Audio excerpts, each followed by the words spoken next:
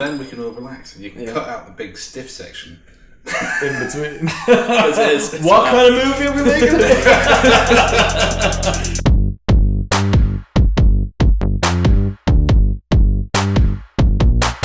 Hey everyone, welcome to the podcast. We're joined here today by Conor O'Sullivan and Julian, who's also featured in podcasts before. Conor O'Sullivan is a social media manager at Visit Scotland, and we're here to discuss what he does and how it relates to social media influencers and social media. So let's begin. Awesome. I hate that bit so much. It is. Honestly, if you're going to do a podcast... That's the bit where everyone's going to remember that. Oh, it doesn't bother me. You can stick it. Senior social manager at Visit Scotland. I can cut that bit in. Head of social media at... No, senior social media manager. But yeah, no, honestly, if you're going to do a podcast, you'll notice this, because I notice it as well. And that's why whenever you watch a podcast, it's always a pre-recorded thing at the start, and then they go straight into their discussion. And then it's not easy, yeah. Yeah. No, that's fair enough. That makes sense. Yeah, it's something I never thought I'll of. remember that. I think you'll get it. I'll just get you to do the podcast. Won't bother you anymore. Can I just rub Stuart? You guys just come with me. We'll just do them sure. all together. Absolutely, yeah. Just do it on Zoom. The podcast team. The more podcasts we have, guys, the more chance we have. Yes, absolutely. Practice One of them has to crack. No, 100%. Yeah, I'd be up for doing podcasts. I like it. I enjoy it. It's enjoyable for the person who's doing the podcast and for the people like watching the podcast. Yeah. But enough about us. Yeah. Let's talk about you. About me? Which one am I? What is it you do on like a daily basis? So basically, I'm kind of the strategic head of the team. I have a team of 7 in Visit Scotland. We work all the Instagram channels, Facebook channels, Twitter. We run all the social media channels that we're on. Right. What I would do is look for, first of all, what the objectives are for the whole marketing directorate, and then decide within those social media channels what suits best for the different objectives that are kind of happening. And I kind of bring people together with social. So you'd have we have events director, we've corporate comms, we've consumer PR, and we've other kind of marketing departments. And I'd be kind of I would advise on social media, how the social media plays into the campaigns that they're creating. Awesome. And then separately creating our own kind of social media campaigns and influencer campaigns as well. Right. So our team looks after the main influencer strategy. So with the influencer side of things, how much of a percentage of the overall strategy would you say? Do you use it all the time? Yeah, so we've an ongoing one called Scotland Life that we've had. So that was when the first one that we launched on that was a Devinsupertramp video of the guys. Oh, I love that guy. Running through Edinburgh. So I've seen that one. That took off, and then we've been running it since I think that was August last year. Right. So it's consistently running. Mm-hmm. And what's interesting is we've noticed that so many different people now across the organisation want to use influencers, so they'll feed into our team and we'll feed into theirs. Even growth funds, which is other businesses outside who get funding from Visit Scotland, want to do influencer marketing, and my team and myself would look after helping them to strategize it. Mm-hmm. So you've led the way in Scotland somewhat. Well, you could say that. I didn't say that, but I like it being said. Myself and the team, I think so. Yeah, I think so. You certainly put it on the map for me. I mean, I hadn't met you when I saw that. But yeah, instantly I knew. I was like, wow. Yeah. Incredible. What's been very interesting for us is the fact that the industry is so unregulated. Mm-hmm. You can get somebody who's got 5,000 followers on YouTube will charge you nothing, versus somebody that has the same wants $5,500. Yeah. And it's kind of marrying up fraud with genuine accounts. Right. That's been our biggest issue. But it's quite easy to do. But I think that's where a lot of people get stung. Mm-hmm. And then it's also realizing that quite a lot of these people aren't business people. Mm-hmm. And then second to that, you've got people trying to leverage off the influencer marketing, which are agencies. Mm-hmm. These agencies that say they represent X number of influencers. Right. But then by doing that, they kind of take away the power of influencer marketing from you. So if I went to an agency, or an agency comes to me and said, look, we've got all these influencers on our books, they're only going to use the influencers on their books, not the ones that necessarily match fit up the job to better. Exactly, yeah. We actually talked about that last week. We talked about the agencies actually getting cut out of the market. Yeah. Ultimately. Yeah. And that's what's going to happen. Well, I think it's platforms that are going to enable influencers to cut the agencies out. Well, I think there's a part of me that feels that agencies are made. So the influencer marketing thing, everyone's talking about the fact that it's a bubble, right? I don't think it's a bubble because I think it's always been around. So influencers come from attention. Yeah, that's what they come from. 1920s, you had radio. Absolutely, you had radio stars. It was people's voices were politicians. Elvis, do you know what I mean? Anything music became massive through radio because it was a place where you could disperse your music. Then TV came along and you had TV presenters, and it was mainly the guys who did talk shows because that's when the whole family can get around. Or variety shows. They were the big guys. Remember Noel's Big House? Like I remember all those. He was like the ultimate. Don't worry about it. You see Mr. Blobby, no. And I've seen Mr. Blobby. That's the guy from Deal or No Deal, isn't it? Well, that is the guy. Was he right? Maybe. Noel Edmonds. Right. So, and then you've got like how did a big purple dinosaur become so famous? A guy in a costume. It was TV. Yeah. And what's changed now is that new generations have just shifted the vice, and now it's personalities are emerging on YouTube, emerging on Instagram. So it's nothing different. The difference probably is the market is so saturated. And it's because anyone can do it. Exactly. And it's about picking up those gems. And I think that's where agencies can kind of ruin it a little bit. Whereas, because we already have issues with big CEOs and CFOs and older generations who were in business maybe not believing in the social media when it first came out. That was my biggest issue. For 10 years, I was like, we need to be on Facebook. I'm not going to give you much money. But then once they see other people doing it, then they follow on. But by that time, you've missed the boat, kind of thing. Yeah. But agencies tend to, when they start focusing on individual people, then it just becomes celebrities. And if you get burned once, when companies get burned once by something new, they back away from it completely. Right. Okay. Whereas I do think that influencer marketing really does work. It just has to be done correctly. And if businesses or agencies even realize that they don't need influencers in their books, they just have to be the first port of call to say, we know that Stuart is going to get the job done because we vetted him. We know what he does. He suits your organization. He's not on our books because we want to be as open as we can because you might need somebody else. Yeah. But we have a good relationship with him and we can go to him, we can have a chat. And then after that, people will see results and they'll get their return on investment, and then you'll move on from that. So it's all about building relationships with as many people as possible then. Yeah, and also making sure that there's a kind of genuine feel to the message. So I've started to tend to stay away from very big names that you see quite a lot of sponsored stuff. Right. So we talked about Casey Neistat. Yeah, I like Casey because he sticks to his guns. He likes boosted boards. Yeah. And he likes Samsung, but he uses Apple products. Yeah, and he's very honest about it. And he obviously, he flies a lot, but it seems very genuine. Like the guy actually looks like he uses that because he likes it. Yeah, and then Samsung have come in and use him as a partner.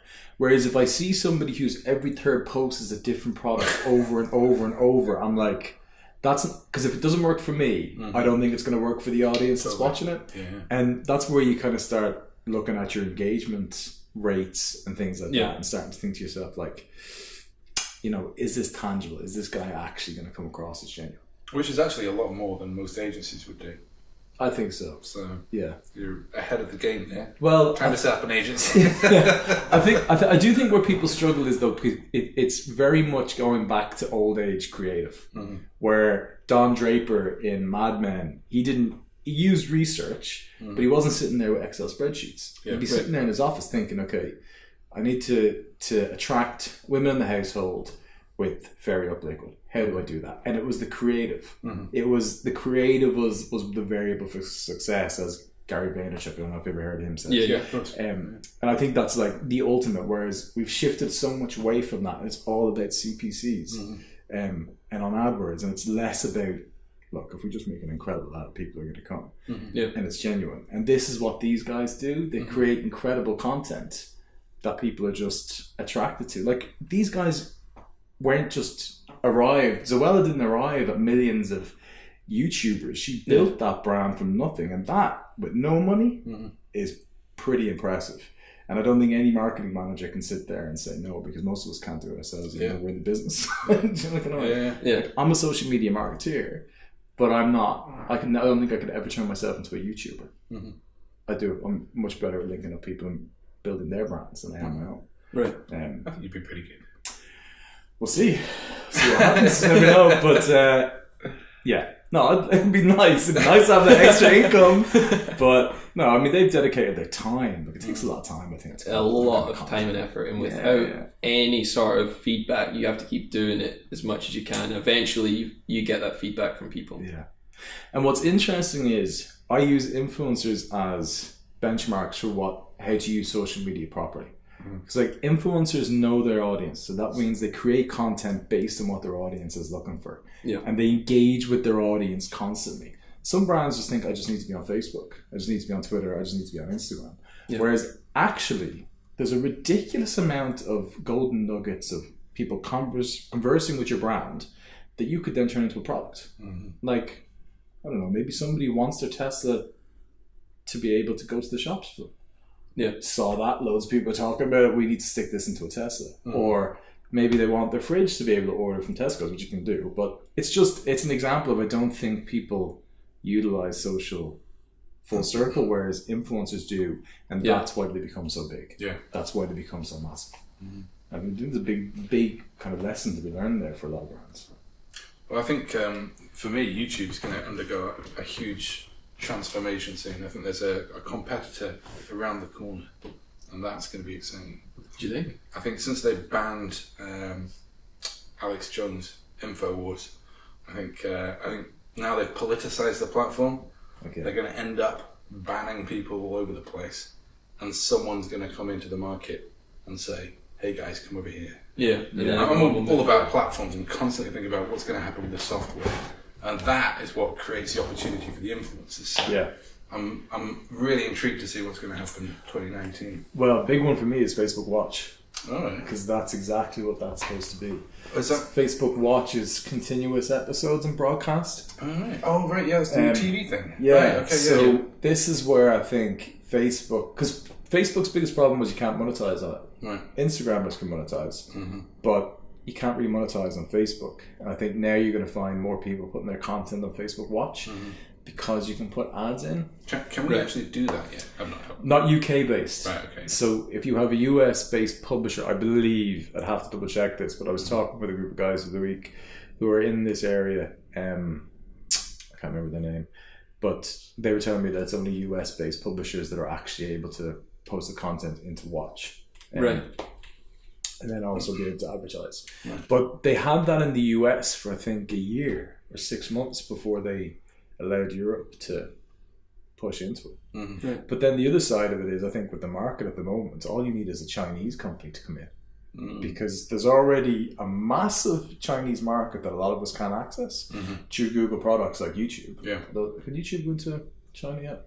I'm not 100%. I don't think so. But they're mainly on Weibo and WeChat. But because I was saying it's so difficult to penetrate that market, that if an actual channel came out into the Western world that gives you access to that market, that's a big change. Because given the population size, 1% of one city is like the continental United States. Really? Is that But I mean, I'm just trying to give it. Well, I don't know if that's factual. But I mean, big. Like, you're talking like it's a huge amount. Is it the population of the world, the rest of the world in China, something like that?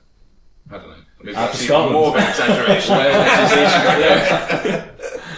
Actually, I found a very interesting one. There's 60 million Irish passports in the world, and there's only 6 million Irish people in Ireland. Really? All the Americans. Since we've just moved everywhere across the world. Ireland's too small.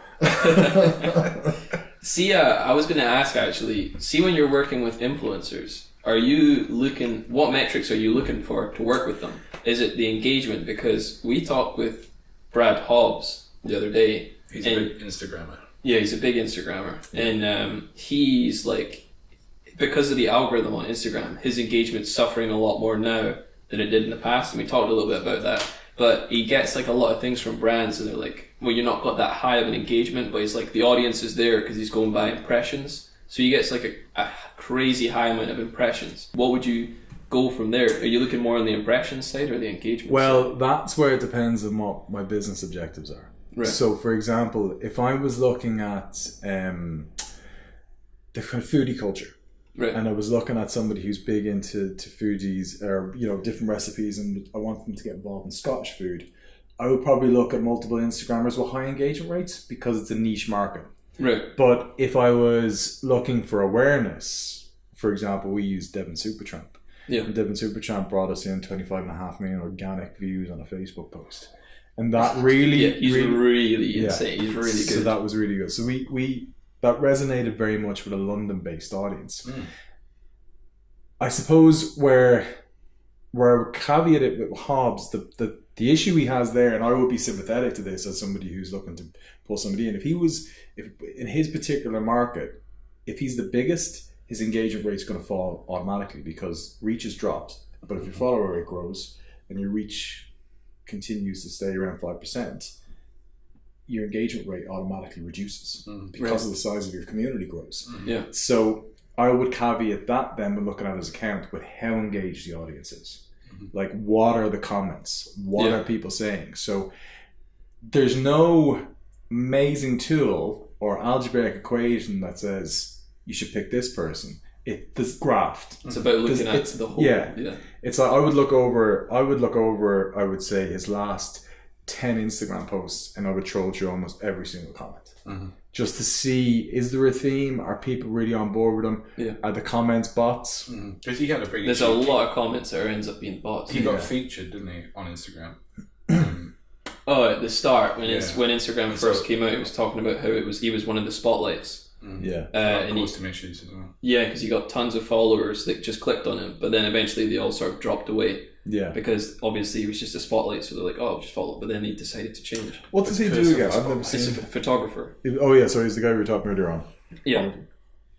Yeah, and he shoots landmarks and scenery, is it? Just shoots a bit of everything. Yeah, he's not got a niche. He just literally loves. So loves doing everything. So a lot of his stuff is probably quite inspirational. A little bit, I think. Yeah, definitely. Yeah. So is it more kind of inspirational than educational?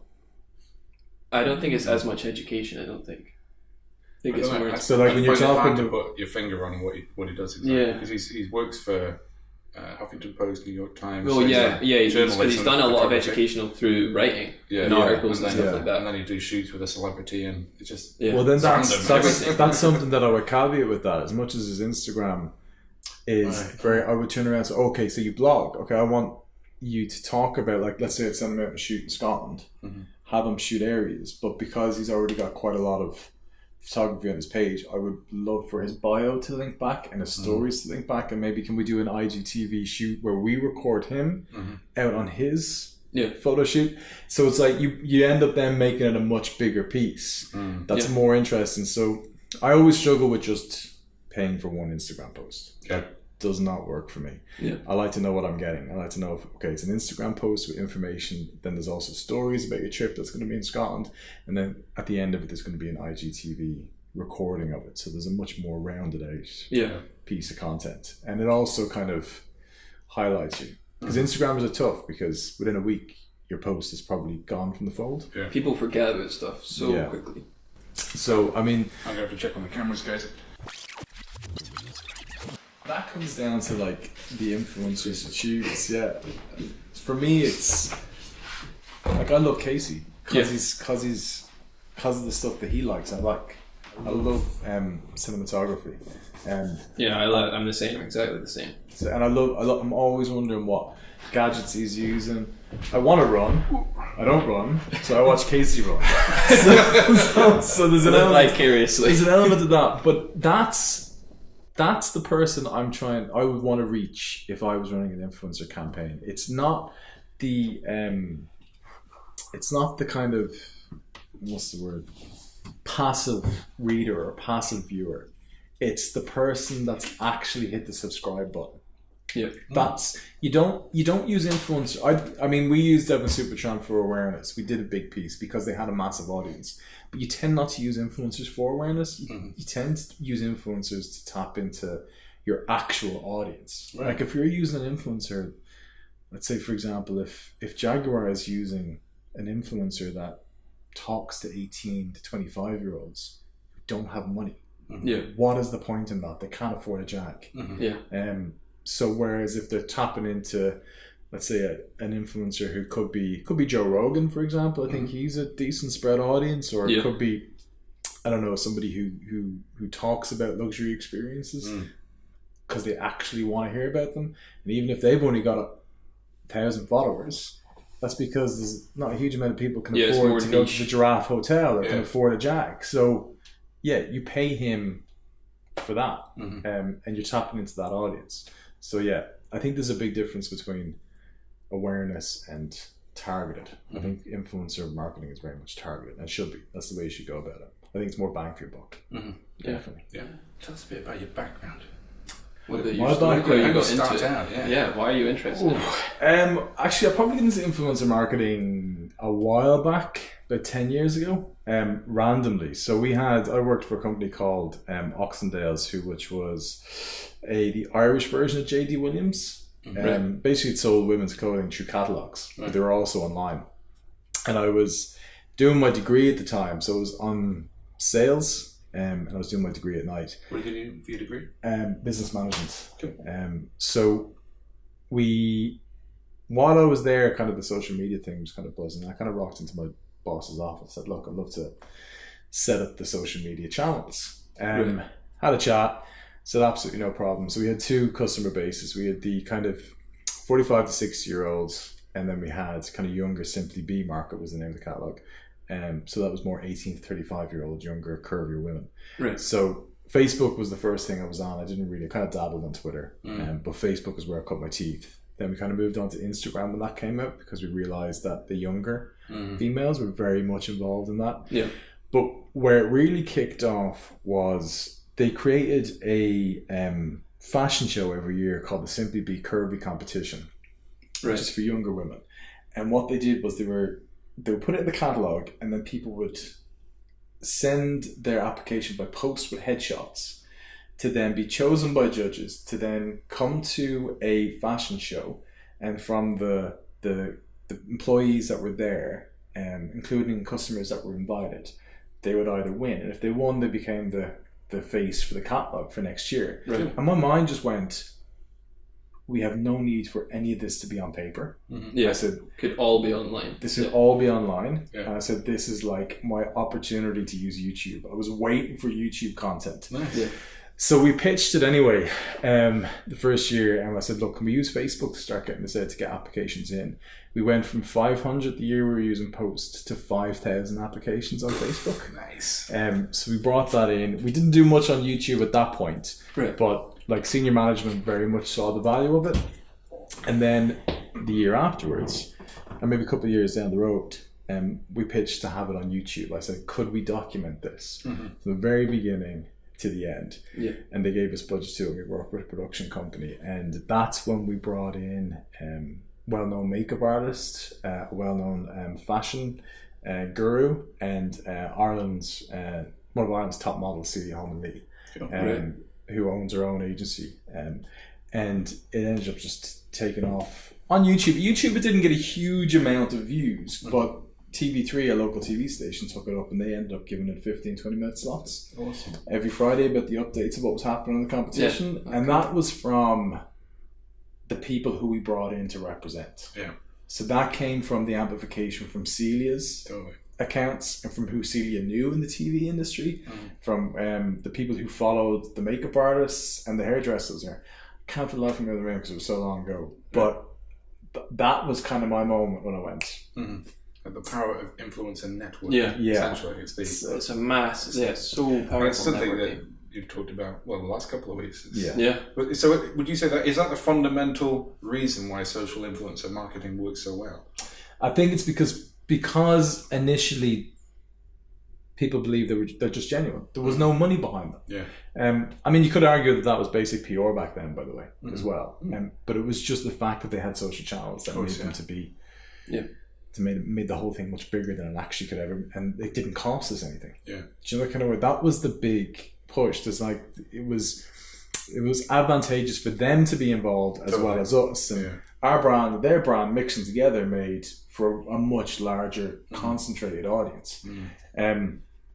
And then after that, I moved into Top 11, which is the mobile football game. All right. So I worked with them for two years, and mobile gaming was really where influencer marketing kicked off. And you can see how big Twitch is. Wow. Twitch is absolutely massive, but I suppose it made it quite easy for YouTubers because it's sitting at your desk and playing a computer game. And whoever thought that could be so entertaining? Yeah. I mean, me. Yeah. and me.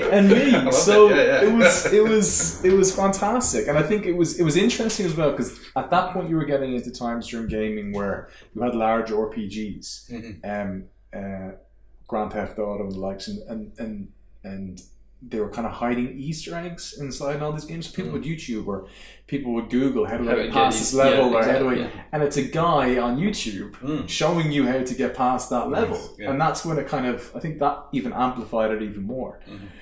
And we saw a massive return on that, and it was very easy to see because it was direct correlation with when we put the video up with the amount of app installs we had. So you actually had a visible this is before representation. Twitch, right? Sorry? This is before Twitch, is that right? Twitch was just growing at this stage. Right. Yeah, I think it was actually before Twitch. So how long ago were you working there then? That was... I'd have to bring up my CV. Yeah, okay, don't worry about it. I'm not good with time. I'm awful with time. I live in the clouds. I think it was about 4 years ago. And then I moved into another mobile gaming company, Soccer Manager, and we did the same. We used influencer marketing. Soccer Manager, yeah. So is that American? No, it wasn't actually. Football Manager was taken. They were based in Preston. Oh, right, okay. Yeah, but Football Manager was taken. Right, yeah. But we used influencer marketing then, and that it was just a very cost-effective way of getting to a niche audience that you needed, that you knew were going to spend. Because I think that's the big thing. If you're a massive brand, that's absolutely fine. But I think businesses nowadays need people to spend money. Yeah. And that's where, if you have a particular niche, it's fantastic. Like local businesses, like restaurants, can get foodies in from one influencer, especially if they're local. I think in terms of the return on investment is massive. I mean, the Devinsupertramp video, I believe the cost per view was 0.005p. Right. Nice. And that's not factoring in the cost of how much that video would have cost that we now get to keep and use. Right. Brilliant. That's part of the deal. Yeah. So you're looking away. So actually your cost per view reduces. Whereas if you use a production company, you don't get the amplification, you're just paying for the asset. Yeah. Whereas when you use a YouTuber, you're getting the asset and the amplification on top of it. So you should be working your CPV out with those two estimates, not just the one. So you're into games as well? Oh man! As part of, is that how you got the job in the first place, working for a mobile games? I've not actually. I think I got the job. I believe. I don't know how that has to be sure, but maybe it was my charming personality. But I think it was because I had been in the social media marketing since kind of before we took off. Like I was there when CEOs didn't quite believe in it. Whereas I was very lucky to have a manager that would give me the opportunity to showcase what I can and can't do. And also it kind of married in quite well for me because I really wanted to be in TV and film production. And I was in London and it was 2008 and I had to go back home because I couldn't afford anything because it was 2008. Everything just went to crap. So it was like, okay, back to college, back to uni, and get another degree and wait for everything. But during that time I learned how to video edit and I learned how to Photoshop. So everything that you saw on those channels wasn't done through a designer. I was doing everything. Really? Yeah, I was doing apps, designing the cover. Is it still like up? Like, can you view all this older stuff? Yeah, you can. Yeah. Because like for this, like that's I'm doing the exact same thing. Like I'm starting from scratch, doing all this video editing, Photoshop and everything. No, I would say a few little snippets into the podcast. Yeah, of course you can. Yeah, that's absolutely no problem. Cool. Yeah, just take it from. I'll try and get. I don't think I have the originals, but you can take it from YouTube. I'll send you those. Cool. Yeah. But it was a massive, just like sponge learning experience for me, and it was great because for me it was like I'm getting to be creative on channels that that's no, I did not have access to. Like I was hoping to be a runner and then be like an assistant editor or a cinematographer. And now I was like producer. You get to do everything. You learn tiny little channels, but I didn't care. It was like I created that. I edited that video. I edited that photo, and you get to see what works straight away. Exactly, and you're learning from creating stuff. You're not restricted because, like, my friend, he's at college just now. And he's doing AV Tech, and he's doing the same sort of stuff. He's editing. He's doing Photoshop. But like when he's getting like work experience, he'd have to go to like a TV production company. And then they're like, they give him all the crap to do, and doesn't get any creative freedom to create what he wants. He's just typing up scripts or something like that. And it's amazing to have the opportunity to just learn from the very beginning and create like stuff all the time. And you learn so much quicker doing it that way.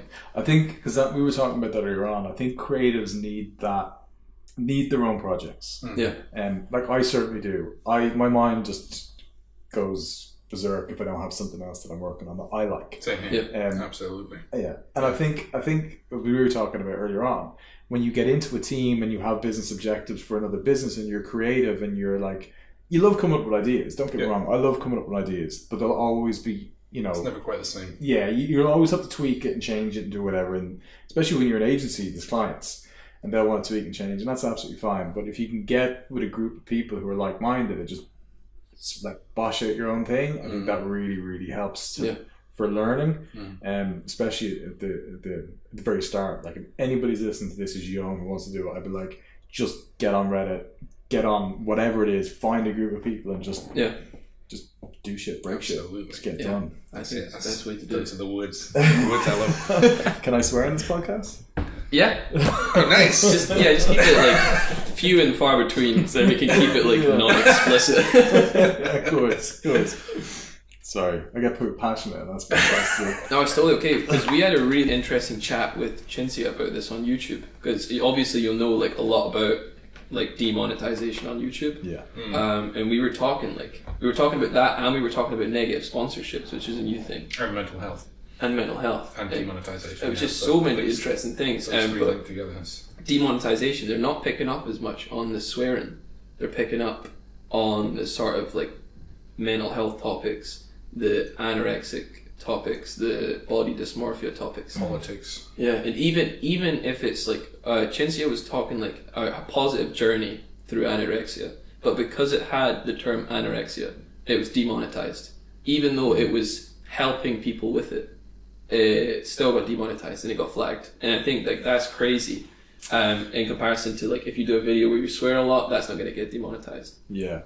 But because people are taking advantage of those things though. That's true. That's the problem. It's you do have social media world allows you to talk to anybody and talk about whatever you want, and you can see so many people call themselves experts, but they're not experts. And I think with mental health there's an element of desperation.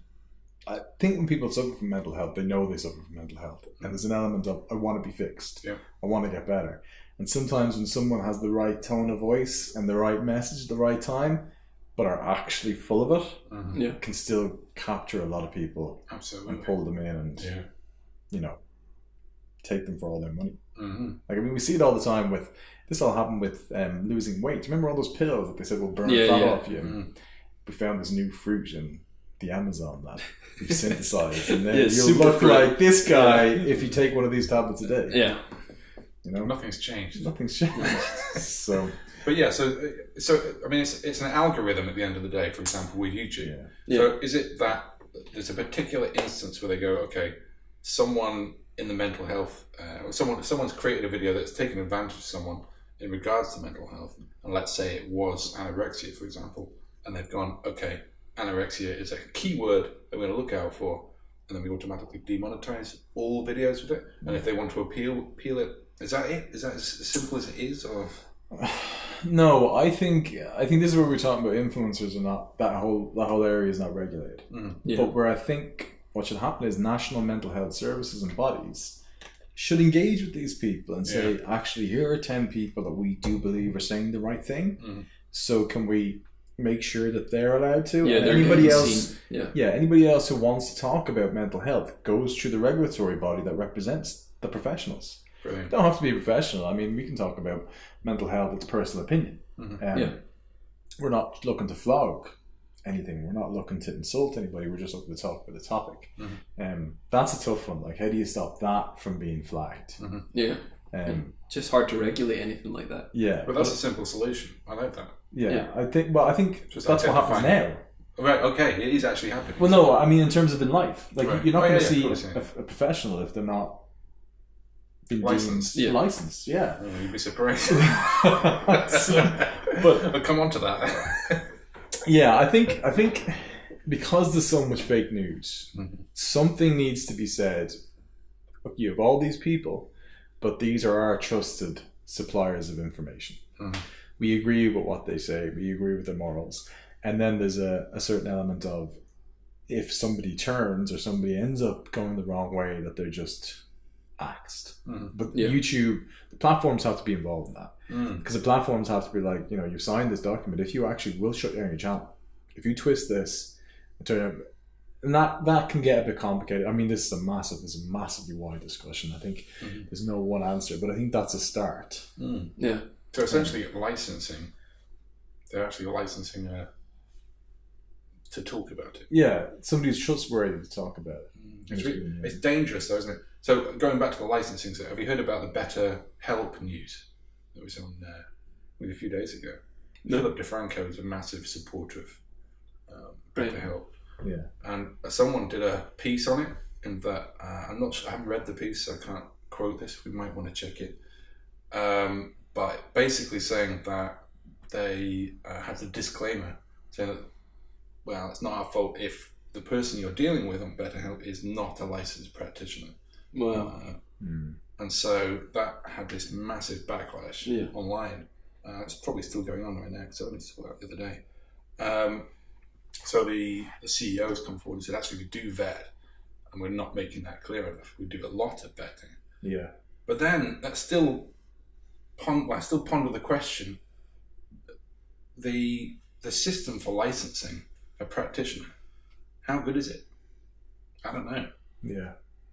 I'm sure there's lots of bad licensed practitioners. Well, I think it's like anything else. I think it's if you're good at something, like I could be an accountant, licensed accountant, chartered accountant, but I could be the worst accountant ever just because I hate the job. I'm just not interested. And I think, we all have to realize that there are probably people in the medical profession that are exactly the same. Yeah. I would say there's probably not as many because, let's be honest, to be able to be a doctor, there's quite a lot you have to learn. There's quite a lot of commitment financially and both time consuming. So there's an element of, I'm sure that already cuts out a lot of the people who don't really they're not passionate about it or whatever. But what's stopping somebody from having a midlife crisis who's in those areas and realising they don't want to do it anymore? Yeah, but they still need the income to come in. So I think we're always going to have that. I think that comes down to your personal opinion about somebody. Sometimes trust your gut. If you go into a cancer and you don't find that cancer is doing the job, maybe it's time to move on. Yeah. But yeah, that's like that's a broad one. But see, BetterHelp don't have any sort of peer review type system, so there's no way you can, as a customer, say this guy was actually a good practitioner or not. I tried it. I signed up. I wasn't given any choice of who I was going to talk to, and I don't want to bash BetterHelp, by the way. I think it's a great idea. I love the fact that it's making mental health easier to deal with, just being able to reach out to someone online really quickly. Yeah. But I said, well, okay, I don't particularly like the biography, the bio of this person. I think it was relevant to me. Can I try someone else? And they just went, here's 8 people that might be good. That was all right, but it wasn't immediately accessible. There was no peer feedback. I don't know whether they're any good. It felt a bit daunting. Yeah. To be honest. I suppose peer feedback is a different one, difficult one in that area. Because if somebody doesn't get cured, somebody feels like, what, and they say something untoward about that person. It's like, well, that person could have tried and could end up helping you, but and then there's the added, I suppose there's the added side of it, which is how much you can afford. Yeah, because that's what it really comes down to. as well as. And I could talk to you about that bit as well, because it was quite expensive. Yeah. But it's a lot cheaper than the high street. And again, I was asked, can I afford this? So I said, no. Right? I probably could. I lied a little bit. And then it said, well, look, you're eligible for funding, which I immediately thought, oh, wow, was it this sort of UK or NHS funding being given to BetterHelp? But no, it's just a gimmick. A little timer goes around. I was looking at the HTML, and then it's tried to sell me this discount. I was like, oh, God. Which then, is that ethical? No, I would say no. I think they should have some. I think for me, they should have some sort of tier of free support for people that really, really need it. Yeah. And I think that's really tricky. I don't want to create a new business model for this right now, but maybe something needs to change. Someone. Does the NHS does have free? Yeah. Counselling, doesn't it? It just takes a while, I believe, to. And the tricky thing is you've got to deal with a GP first. Who Okay. aren't trained to deal with mental health. Yeah. And don't always come up with the best answers when you go forward with a Such a long wait. It's like Particular 6-7 months to wait. Sometimes it can be, unless Really? it's like a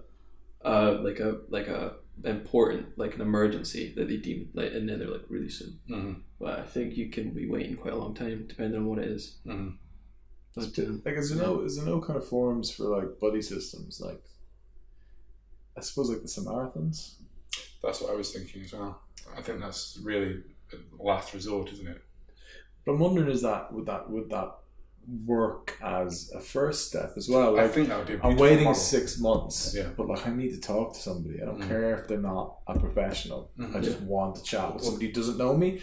Because a lot That's of the what I mean. things- Yeah. That's what I mean by doesn't matter whether they're licensed or not. That's exactly what I mean. Yeah, I think there's an element of like there's depression in my family and my friends, Mhm. and one of the biggest, I suppose, what's the best way of saying it? When I have a friend who talks to me and I know they're having a really bad day, it's not my job to advise. Yeah. What they just want to do is vent. What they want to do is talk about shit, Totally. and actually sometimes it's just listening. yeah, they just want someone to And that's listen. sometimes what needs to happen. Mm. Yeah, because the Good Samaritans aren't licensed. No. They're volunteers that go Yeah. in and offer to listen. Yeah. And I think they do get some rudimentary training, and this is how you listen to someone. And Yeah, and so the Samaritans is there, and maybe it should be put in as a first call. I don't know how the Samaritans really works. I know they're there, but I But think, online, that could be a beautiful model. Yeah. Like literally, people that just volunteer their time, maybe half an hour to an hour every afternoon, just to talk to someone, would be a huge, huge impact.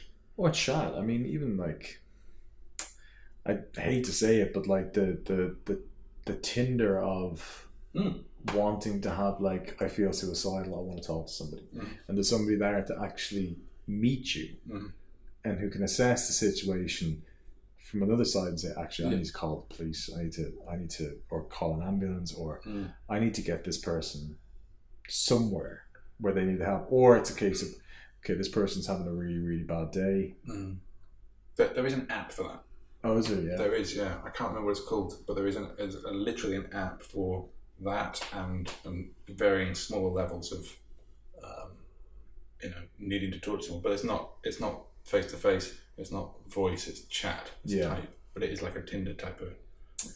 And it's quite supportive as well. I installed it and had a look, and that's good. And I mean, you've got things like Alexa now that can be plugged into these things. Alexa, I need to talk to somebody. Really? Well, no, Yeah. I'm saying okay. you have Alexa. Oh, you could, right? Okay. Could that be? Yeah. Will be Alexa at some point. Yeah. Would there be more availability for other people to speak to? Because I do think loneliness is a big thing these days. Especially with elderly and stuff like that as well. Yeah. Yeah. Because there's that whole thing where they bring in people to talk to the elderly because there's that lonely. Yeah. Yeah. And even I think it's getting worse for younger people, because people are moving to cities and they're migrating across. I've lived in London, New York, and Belgrade, and Edinburgh now, and I think the hardest thing has been finding friends. And then if you don't have friends, what you do is you come home every night and you end up either working or watching TV and not doing anything else. Right? And it's just like a bad cycle. You just get worse and worse. So, and that's why we have the likes of Meetup and Bumble BFF, and they'll definitely help. but I think the weight between looking for a professional, I think third party chat will be good, whether they're licensing them or not, but then they have like a script or an idea, or there's some kind of like training that states if somebody's reacting like this, or it's consistent, okay, it's time to escalate that. Yeah. Well, it wouldn't be that hard to do something for face-to-face. Because you look at stuff like Zoom and Google Hangouts, all it takes is a link to a chat room, a host to host it, and then to advertise those links for people to just join. They're doing that with doctors now. GPs. You can have a GP appointment online. Yeah, what's that? It's an app. What's it called? I don't know what it's called. You can buy like a few hours. Yeah. Yeah. I can't remember what it's called, but that's private, isn't it? But, yeah. But the NHS are. But like you lie in your bed, we need it. lie in your bed, die of the flu, send you a prescription. That's great. Yeah, that's awesome. Guys, we're going to have to reset the camera. But on this topic, you were saying earlier that you were considering creating a podcast on mental health. Yeah, so I myself, I think creatives in general, 3 times more likely to suffer from mental health. Mm-hmm. I particularly suffer from what's known as, can't remember it now. Imposter syndrome, thank you. Which basically, I can't consistently think that I'm not doing a good job, that I actually can't do what I do, and that I'm going to be found out. But I know I have it, I deal with it, it doesn't affect my work. But what I've done to deal with it is I've given my imposter syndrome a personality, whose name is Dick. And Dick talks to me and tells me stuff during the day, he's negative, he's an asshole, right? And I deal with it by saying, right, Dick, thanks for that, I'll talk to you later on and we'll discuss my feedback. And that's by personifying my mental health, the issue that I have, I find it easier to deal with. It just now is like, it's grand. It's not a bother. And I've thought about putting together a podcast that is me and Dick talking about our day with other people who also might have mental health problems, but we personify their mental health problems into a personality, and we have this opportunity to discuss. I think there's so many people out there who aren't willing to talk about it, that maybe by putting it into this kind of platform and this kind of way, that it'll make it easier for people to talk about, even if like it'll be serious but also a little bit of fun. And being lighthearted about it and being open about it will allow or even get people to talk to somebody about it. Because I still think it's a faux pas. Do you know what I mean? People are very much less so, but it's still. I think we're actually coming into this huge change at the moment where everyone is being more open about it. Everyone's starting to understand that these things can be dealt with and we're not essentially broken. But I think it's also, I think there's an element that I feel that we also need to be careful about it, because I know that in professional lives, I think anxiety can be a big issue for people. Big deadlines, there's more pressure on people to perform in jobs, and there's so many startups these days as well that get funding that, you know, people's mortgages and lives are on the line, and anxiety can flame other issues like paranoia and things like that. And, you know, I think you've also got to protect the people around other people who suffer from mental health. So if somebody's paranoid about something at work and there's a complaint to go in and it's not real, how do you deal with that as an employer as well? And that's what employers need to be very careful of. It's a really tricky. I'm an employer, so I would find it extremely difficult to cope with a situation like that. Oh yeah. I don't even know where to start, to be honest. Just the thought of having to cope with a situation like that would be. I probably want to get outside help. To be honest, some sort of mediation. That's it. And then the interesting thing as well afterwards is, because first of all, you do want to help the person with mental health. You don't want to get rid of them. You don't just, of course, they're not just an issue that you throw off. You want to make sure that they have. I think mental health is in terms of the difference between physical health and mental health is physical health probably drives you to actually have to go to a doctor. Mental health is very much somebody, I think, for me, it's making the decision to go, and then it's doing what needs to be done afterwards. So like if you go to a physio and you've got like a really bad back, that physio will then kind of prod and massage and feel around and go, okay, this is what I think the issue is, and then they'll give you the exercises to go home and actually mend yourself. They give you the tools. And mental health is very similar. I think you go in, they prod around and they talk, and then they give you exercises to do afterwards to get yourself out of them. But if you don't do those exercises, you're not going to move forward. You're not going to get better. And sometimes people with mental health, it's very difficult to start doing something that helps them push. Because, you know, depression makes people want to go to bed. Makes people want to go to sleep. So it's very difficult to try. You know, if somebody says you need to go out and talk to somebody, you need to go out and do activities, sometimes it's that's not so easy. So I think the cure for mental health is much harder than physical. Like if you break an arm, it's a cast. It's and you can wait. Whereas mental health, it's you really have to dig down deep and kind of pull yourself out of it.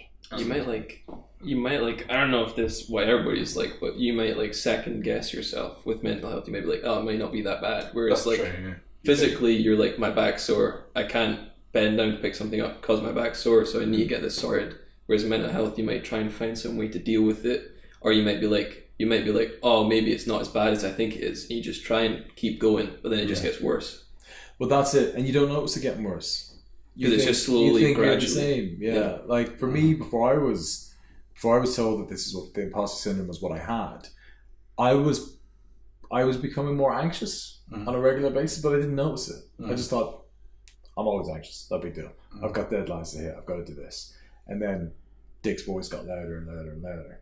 And then I realised, oh, actually, this isn't the way I'm not supposed to be anxious when I wake up. I'm not supposed to be anxious when I'm on the bus on the way into work. I'm not supposed to be anxious when something happens that makes me anxious to go, okay, I've got to get this done. And then when it's done, I relax. But what I started to notice was, even when I got stuff done, I wasn't relaxing.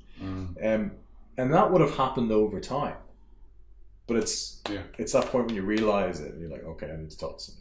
No, I suffered from anxiety for 4 years and I didn't even know it was happening. It got to the point where with anxiety, people think that it's just about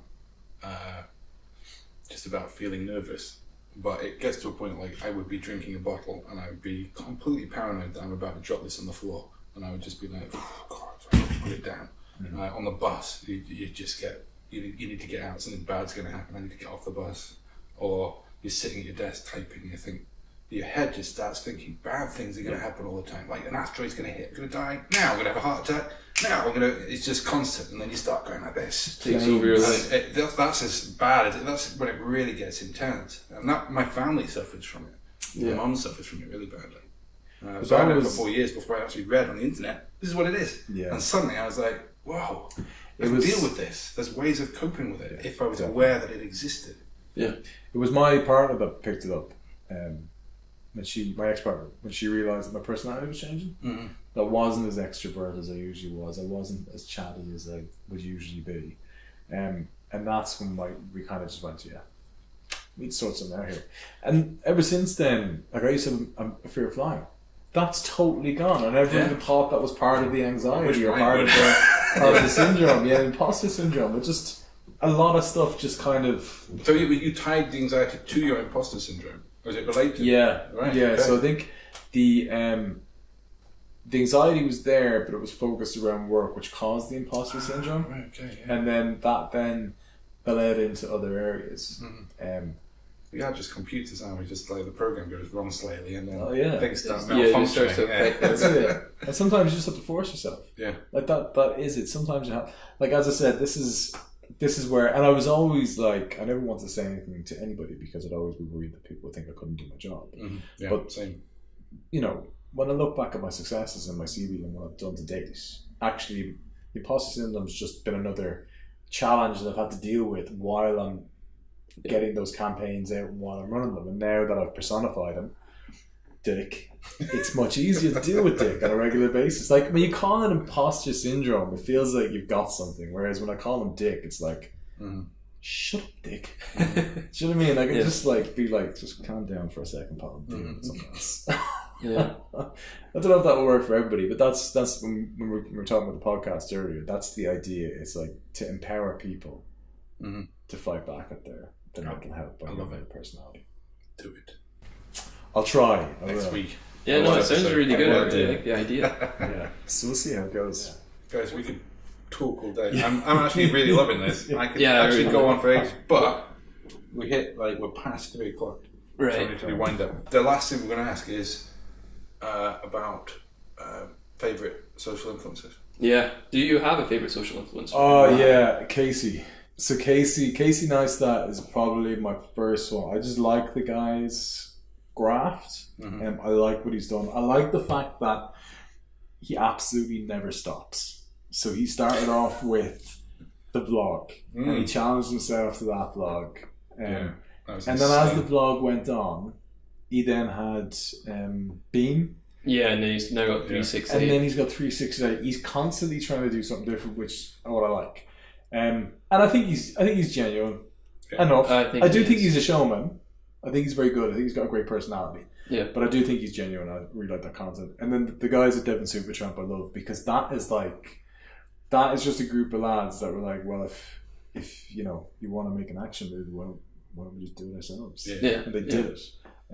So that I absolutely love. And that's exactly what my tip was going to be as well, which I might leave into was the tip. Was tip like of the day. Just do it. Just if you come up with an idea and it makes sense and it's logical, do it.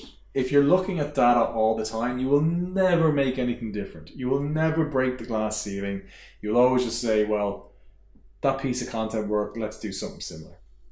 And you're just benchmarking yourself off benchmarks. Whereas if you just turn around and say, okay, I think our audience actually likes this, they're on this channel, what would really grab their attention? And you're able to, logically plan that out, then just go for it. Just test, try, break, and do it again.